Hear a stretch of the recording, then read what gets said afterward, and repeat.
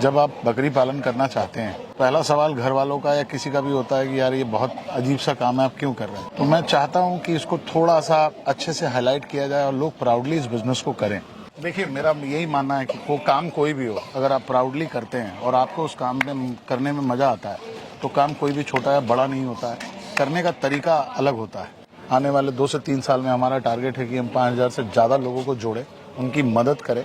अगर insulation seat की बात करें तो बाहर अभी 40 डिग्री का ऑलमोस्ट है और अंदर देखिए तो 30-32 रहता है। तो 10% का ये रिडक्शन होता है हीट में, और ये फायदा ठंड में भी होती है। शुरुआत में जब हम लोगों ने शुरू करने की कोशिश की तो हमारे फैमिली से भी बहुत वो रहे कि नहीं, ये कौन सा बिजनेस है, क्यों करने जा रहे। देखिए, आप ऑर्गेनाइज ढंग से पहले चीज़ों को पहले सीखिए, समझिए। ऐसा नहीं है कि हम 5000 गोट्स एक ही बार लेके आ गए, हम 100 गोट्स लेके आए, हम उनके बारे में समझे, मोर्टेलिटी हुई 50% से ज़्यादा मोर्टेलिटी हो गई, हम राजस्थान से लेके आए। तो दोस्तों, जब भी हम लोग बकरी पालन की बात करते हैं तो उसको निम्न दर्जे का या फिर छोटे दर्जे का काम समझा जाता है। दोस्तों, आज मैं एक ऐसे फार्म पे आया हूँ जो आज अपने आप में ब्रांड बन चुका है। यहाँ पर छोटे किसान से लेकर आम आदमी से लेकर यहाँ पर बड़े बड़े लोग आए हुए हैं, यहाँ तक कि बॉलीवुड स्टार भी आज इस फार्म पे आए। तो चलिए पूरी बात करते हैं सर ने यहाँ पे क्या क्या किया हुआ, क्या क्या यहाँ पे आपको देखने को मिलने वाला है। तो चलिए वीडियो शुरू करते हैं। सर नमस्कार। नमस्ते, दोबारा आपका स्वागत है हमारे युवा agro. Thank you sir, thank you so much. और आज हम देख रहे हैं बहुत ज्यादा लोग यहाँ पे आए हुए हैं, कुछ बॉलीवुड स्टार भी सर यहाँ पे आए हुए हैं, और शाम का जो प्रोग्राम है कि यहाँ पर मंत्री साहब भी आने वाले हैं एनिमल हस्बेंड्री से। तो सर चल क्या राज फार्म पे, ये बताइए। नहीं, हम लोगों ने रजा मुराद साहब से गुजारिश किया, हमने अपना इंटेंशन बताया कि सर हम ऐसा काम कर रहे हैं जी, और हम चाहते हैं कि इस फील्ड को जब आप बकरी पालन करना चाहते हैं तो पहला सवाल घर वालों का या किसी का भी होता है कि यार ये बहुत अजीब सा काम है, आप क्यों। तो मैं चाहता हूं कि इसको थोड़ा सा अच्छे से हाईलाइट किया जाए और लोग प्राउडली इस बिजनेस को करें, और लोग जो भी जुड़ना चाहते हैं वो प्राउडली जुड़ें। तो और किसानों की मदद हम करना चाहते हैं। तो ये सारी चीजों के बारे में जानने के बाद रजा सर ने राजी हुए कि नहीं सर ठीक है, हम आपको प्रमोट करेंगे।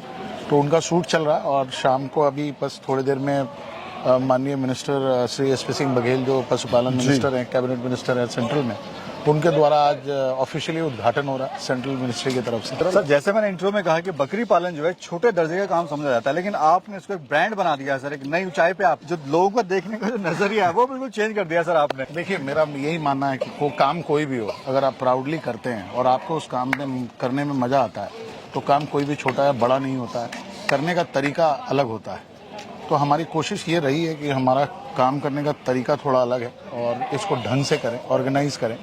इतना बड़ा सेटअप लगाने का हमारा एक ही मकसद है कि जितने लोग भी हिंदुस्तान में ये बिजनेस में आना चाहते हैं या पशुपालन से जुड़ना चाहते हैं, वो प्राउडली इस बिजनेस को करें, हम उनकी मदद करेंगे।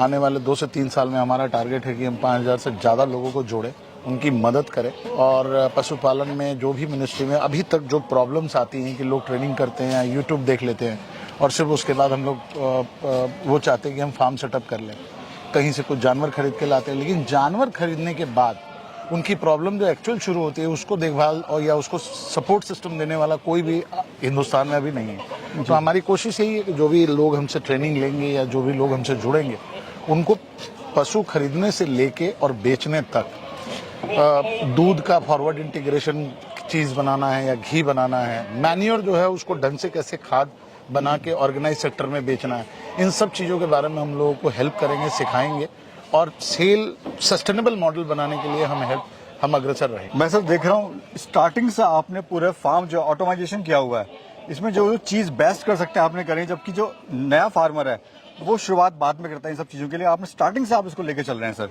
देखिए, ऑर्गेनाइज काम करना और वॉल्यूम पे काम करना है तो हम लोगों को कोशिश करना चाहिए कि जितना जल्दी हो जाए मॉडर्न टेक्निक्स को हम अपनाएं। देखिए, ये जरूरी नहीं है कि आप 10 बकरी और 50 जानवर या 100 एनिमल से अगर आप शुरू करते हैं तो ये सारी चीज़ों की ज़रूरत है। आप बहुत छोटे से भी अपने घर से भी शुरू कर सकते हैं, 5 जानवर से भी अपने घर से शुरू कर सकते हैं, 25 जानवर से भी शुरू कर सकते हैं आप। लेकिन ज़रूरी ये है कि जो भी आप कर रहे हैं उसको मन से कीजिए, सिस्टम ढंग से कीजिए और ऑर्गेनाइज वे पे कीजिए। अगर आप ऑर्गेनाइज ढंग से करते हैं, अच्छे ढंग से करते हैं और अच्छे मन से करते हैं, बहुत ऐसे लोग होते हैं जो मेरे पास आते हैं कि साहब मेरे पास टाइम नहीं है, लोग देख लेंगे, जी, आप हमको हेल्प कर दीजिए, फार्म सेटअप कर दीजिए। राइट। मैं उनको मुंह से मना कर देता हूँ और फ्रंटली मना करता हूँ कि देखो साहब, आप आए हो मेरे से, एनिमल हो सकता है खरीदोगे तो मेरा मुनाफा होगा, बट आपका मैं 1 लाख रुपए के मुनाफे के चक्कर में आपका 50 लाख रुपए नहीं डुबा सकता। अगर आप खुद नहीं देख सकते इस बिजनेस को, तो इस बिजनेस को मैं आपके माध्यम से सारे दर्शकों को बोलूंगा कि ये बिजनेस नहीं करना चाहिए।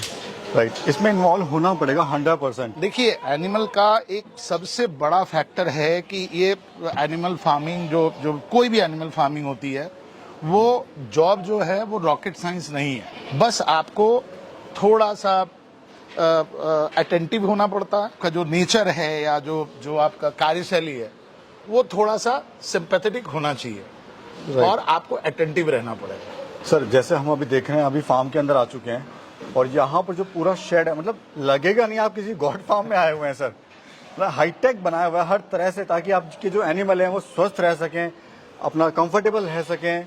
फॉर एग्जांपल अभी हम बात करें, छत पे आपने ये बनाया हुआ है ठंड से बचाने के लिए, और आपने इधर लाइटिंग लगाई हुई है। ये फ्लाई कैचर्स है जो, देखिए, एनिमल कहीं भी हो, अगर एनिमल स्ट्रेस में नहीं है, हमारा पहला उद्देश्य होता है कि एनिमल स्ट्रेस में ना हो। अगर एनिमल स्ट्रेस पे नहीं है तो वो अच्छी ग्रोथ भी करेगा, अच्छा उसका फर्टिलाइजेशन भी होगा, दूध भी अच्छा देगी बकरी, बच्चा भी अच्छा होगा। तो वो ध्यान में रखते हुए फ्लाई कैचर्स लगाए हुए हैं ताकि जो मच्छर मक्खियां हैं इनको ना परेशान करें। अगर इंसुलेशन शीट की बात करें तो बाहर अभी 40 डिग्री का ऑलमोस्ट है और अंदर देखिए तो 30-32 रहता है। तो 10-15% 10% का ये रिडक्शन होता है हीट में। और ये फायदा ठंड में भी होती है कि ओस जब आती है तो पानी नीचे गिरता है तो इनको ठंड की परेशानी होती है, ठंड पानी से परेशानी होती है, तो वो उसके लिए भी ये फायदेमंद रहता है। जी, शुरुआत में तो बड़े चैलेंजेस आपको आए होंगे, इतना आसान नहीं रहा होगा इस तरह का सेटअप बनना। लोगों ने भी कहा होगा कि आप क्या कर रहे हो, कुछ सफल नहीं होने वाले, सब बेकार की बातें हैं, इतना पैसा आप लगा रहे हैं, हम 20-20 सालों से 25-25 सालों से कर रहे हैं। तो आपका क्या एक्सपीरियंस रहा सर? डीमोटिवेशन तो हुआ होगा? कोई बिजनेस, हाँ, बहुत हुआ। शुरुआत में जब हम लोगों ने शुरू करने की कोशिश की तो हमारे फैमिली से भी बहुत वो रहे कि नहीं, ये कौन सा बिजनेस है, क्यों करने जा रहे। देखिए, आप ऑर्गेनाइज ढंग से पहले चीज़ों को पहले सीखिए, समझिए। ऐसा नहीं है कि हम 5000 गोट्स एक ही बार लेके आ गए, हम 100 गोट्स लेके आए, हम उनके बारे में समझे। मोर्टेलिटी हुई 50% से ज़्यादा मोर्टेलिटी हो गई, हम राजस्थान से लेके आए, हमें गोट्स की पहचान नहीं थी, हम गए अजमेर से, वही ब्रोकरों के चक्कर में फंसे और हम उल्टे सीधे जानवर खरीद के लाए। वो 6 महीने भी नहीं चले, करीबन 50% 50-60 जानवर हमारे पहले साल ही जब हम सीखने के लिए लाए तो वो मर गए। तो उसके बाद हमने कोशिश किया कि नहीं, जब हम खरीदेंगे तो सीधा किसानों से खरीदें, स्वस्थ खरीदें, बड़े फ्रेम के खरीदें, महंगे खरीदें, और उसका नतीजा है कि आज रिजल्ट अभी तक तो अच्छा है। सर देखिए, सबसे अच्छा जो मेरे को लगा, आप डीमोटिवेट नहीं हुए, मतलब आपने हिम्मत नहीं आ रही। नुकसान आपको भी हुआ, ऐसा नहीं है नुकसान नहीं हुआ, जी, लेकिन आप लगे रहे और आज नतीजा है। यहाँ पर गवर्नमेंट की तरफ से बड़े बड़े अधिकारी आने वाले हैं, बॉलीवुड स्टार यहाँ पे आए हुए हैं, और पता नहीं आगे क्या क्या सर हम करने वाले हैं।